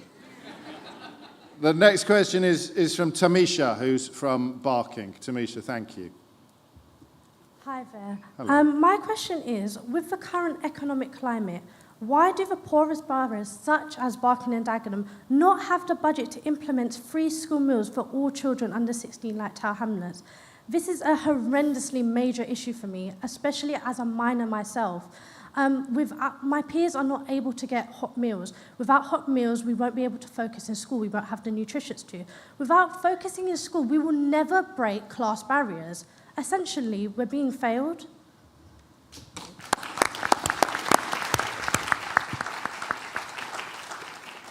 So, Tamisha, thank you for saying what you did and the way you said it. And this is personal to me because I received free school meals, and it was so reassuring for mum and dad knowing they don't have to worry about another thing, right? Their kids eating. But one thing, Tamisha, I've not forgotten is how embarrassed I felt getting my token, because there was a separate queue you'd queue up in. You'd get your token, and then because we'd go late to the dining room, we'd sit separately from our mates who weren't on free school meals. And so that's why, notwithstanding the really tight budgets we've got, we're going to make history, because for the first time ever, every child in a primary school in London from September will be receiving free school meals. Okay. And I don't want to be rude, but I don't think Tamisha's at primary school. I'm very nervous, and I don't like criticising councils, and I'm not going to criticise Barking and Dagenham, because in the last 13 years, they've faced massive cuts in their budgets, councils. All councils, Tory, Labour, Lib Dem. They've lost about half of their money. And so councils are making tough choices. The good news is 5 councils in London, Tower Hamlets is one, Westminster, Newham, Southwark and Islington do provide free school meals for their primary school children. And the great thing about it is the children become more productive, the kids are eating a healthy, nutritional meal, but every child who has a free school meal, their parents save £440 for that child, and that can make a big difference to people like you, your neighbours, and your community, because if your children be more productive at school, they can fulfil their potential. It goes to a question asked earlier on about socioeconomic factors, right? If you're sharing a bedroom, 3 of you in a bedroom because of overcrowded housing, you're not eating a healthy meal at school, you may not be eating a healthy meal in the evening, you're skipping breakfast, how can you be surprised if the young person's going to a chicken shop where you can, for £1, get 6 pieces of fried chicken and fries? And then we complain about the obesity crisis in London, which leads to more than 4 out of 10 children aged 10 being overweight or obese. It's all linked. in relation to young people not fulfilling their potential. So we are going to do it this September because it's really important those families have support during this cost of living crisis. I'm not sure you can get away with not criticising Barking and Dagenham, can you, on this, when you've pointed out, and as Tamisha has pointed out as well, other councils have simply got different priorities. It's not that, it's Barking and Dagenham have got more poverty. So they've got other priorities in relation to helping the poor people in Barking and Dagenham. So they do other things to help poor people in Barking and Dagenham in relation to after-school clubs, in relation to holiday schemes. And so with the final limited budget they have, I mean, you know, it's the most deprived borough arguably in the country, definitely in London. And so they're spending their money in a way that supports the people most needed in Barking and Dagenham. How much would it cost? Do you know? It's a bit of an unfair question. How much would it cost to do for secondary schools what you're going to do for primary schools? I've not got the figure to Fair hand. enough. We have got the figure. There's a slight difference though, which is this. In secondary schools. In secondary schools now, most schools either have a fingerprint system or a card system. So there's less stigma now than there was when you and I were maybe at school. And so in a secondary school, it would be possible to micro-target those children who need the most support. So actually, I'm somebody who says for secondary schools, let's try and be a bit more sophisticated. If there's limited resources, and target the free school meals. If it's possible for universality, great. If you're saying, well, if somebody was saying we can't really do that, Sadiq, I'd want to target that to those children most in need. It's another rollback on national policy as well, isn't it, this very week on free school meals, a wider rollout of free school meals nationally under a future Labour government. I think we've seen... Well, let's wait and see. I mean, I'm hopeful. You're very hopeful, aren't you? It's the hope that gets you. The despair we can cope with. It's a question from Lakshmi, who's in... oh, no, that's in the room. I do apologise. Lakshmi from Holborn, where are you? And what would you like to ask the Mayor? It's Lakshmi. Lakshmi, apologies. Hi, Sadiq. I'm a doctor in the NHS. I'm sure you're aware of the strikes. Over my 11 years of training so far, I've racked up more than £100,000 in debt. I'm still sitting exams which cost thousands of pounds. Every year we pay membership fees, we pay GMC fees. I'm earning £12.50 an hour. This affects every healthcare worker across the country, but it disproportionately affects us in London, who cannot afford to keep up with the exorbitant rent and cost of living crisis in London. London has the busiest emergency departments. We have the highest patient demand and an exhausted workforce. I have 3 questions for you. Do you think this is fair? Where do you stand on the junior doctor strikes? What will you do to improve the situation for doctors and all other NHS workers in London? Because claps don't pay our bills, Mr. Khan. Right. Beautifully done. We're very short of time, and I want all 3 questions answered, so it's going to have to be quite quick fire. Yeah, sure. Is it fair? So, Lakshmi, firstly, thank you. It's not fair. I do support the junior doctors' strike. The best way to support you is vote Labour at the next general election. You do support the strike? Absolutely. Lakshmi, listen, the London living wage, which we've quadrupled the amount of employers paying the London living wage, is £11.95 an hour. You're earning just above that. And I also have never met a junior doctor who's not knackered, overworked and tired. I also met during the pandemic people like you risking your lives to look after people like my family and Londoners. That's why I began my answer by saying thank you. Lakshmi, did he answer all 3 questions then? I think he did. I just hope that Labour will make some changes. Well, let me deal with that. It's a very important point. Listen, in 1997, Lakshmi, I'm a bit older than you. So in 1997, the NHS was on its knees. It was on its knees. I had family members who would wait, 12 hours in A&E to be seen. People in trolleys who would lose their lives before they were seen by a doctor. And it is a fact. The Labour government in 1997 saved the National Health Service. It is a fact, right? It is also a fact. It is also a fact that a Labour government, in the face of a huge opposition. I mean, if you think the ULEZ is bad, it was really bad before the NHS was set up by a Labour government. We set up the Labour government. And I can promise you, the next Labour government will do what's not been possible in the last 14 years, is to support everyone who works in the NHS. And you'd be the first one to say it's more than just doctors. It's the nurses, it's the porters, it's those who do the x-rays. It's everyone who's part of the NHS family who's been let down over the last 14 years. Austerity was a political choice made by a Conservative government, five Tory prime ministers David Cameron, Theresa May, Boris Johnson, Liz Truss, Rishi Sunak. All 5 of them are responsible. The only way to change things is by voting and voting Labour in the mayoral elections next May and in the general elections later on next year. They had an awful lot of help, those politicians, from right-wing newspapers, didn't they? And, you know... Did you have a nice time at Rupert Murdoch's summer party? Well, listen, listen, I do not apologise for spending time with people who disagree with me. I've been on the Nick Ferrari show, for goodness sake. Well, you didn't answer the question. Did you have a nice time? It was all right. I mean, I don't drink, so I didn't get to... I mean, I'm told the champagne was great, good quality stuff, but I don't drink, so... yeah, water tastes the same wherever you are. We are out of time. I'd like to thank everybody who's come along this evening in particular for a really lovely evening, actually. Thank you very much. That's a round of applause for the people providing the round of applause, but also, of course, for the Mayor of London, Sadiq Khan, for Seb Dance, Sophie Linden, Tom Copley and Shirley Rodriguez. You've been listening to the State of London. I'm James O'Brien, back on air at 10 o'clock tomorrow morning. I know, I can't believe they worked me that hard either. Now time for the 9 o'clock news with Steve Holden.